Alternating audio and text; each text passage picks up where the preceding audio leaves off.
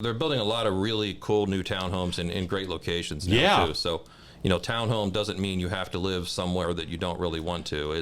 There's No, we're seeing lots of townhomes being built in Summerlin. We're seeing them built in the Northwest. We're seeing them built in the Southwest. They're being built all over the all valley. over. This is Las Vegas Real Estate Now with local real estate expert Harvey Blankfeld. In terms of the market, you and I were talking about this before. You're seeing lots of condos and townhomes right now, right? Yeah, we were talking about what's moving, and what we see is kind of a cross section of what's going on in the marketplace. So I have market research for sale if anyone's interested. Okay, yeah, right. There you go. But no, we see a lot of activity in condos and townhomes, Right. Which is people kind of moving into the entry level part of the market. Yep. Which is great. And My first home, by the way, was a townhome. Yeah. I've said this before. The first one's the hardest one.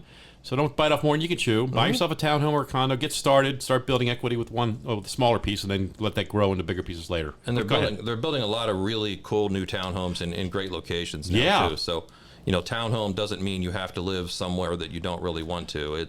Right. No, we're seeing lots of townhomes being built in Summerlin. We're seeing them built in the Northwest. We're seeing them built in the Southwest. They're being built all over the All valley. over. Yeah. And they're not townhomes have that stigmatism sometimes that it's this Yeah. cookie cutter small, Or you got a little neighbor who's box going to or- be yeah. playing.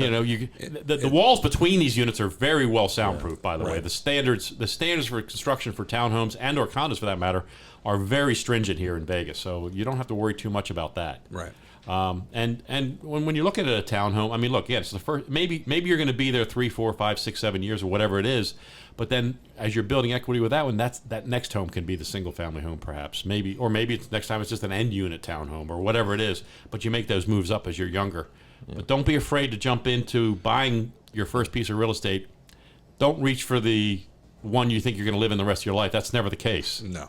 We all say that. Oh, this is the last home I'm ever going to buy. Yeah. Yeah. Don't we all say that? Yeah, but it's not. Inevitably, things change, and so you have to do some other stuff. Are you seeing that type of activity also from an escrow perspective? We're seeing the activity, jump a little bit in that market segment. Okay. It was interesting though because I started to look at some of the data from last month, and I can't remember which one. I'll pull it up during the break, but one of them actually fell in the median home price, and which was interesting to see that fall off a little bit because everything else had held steady. Yeah.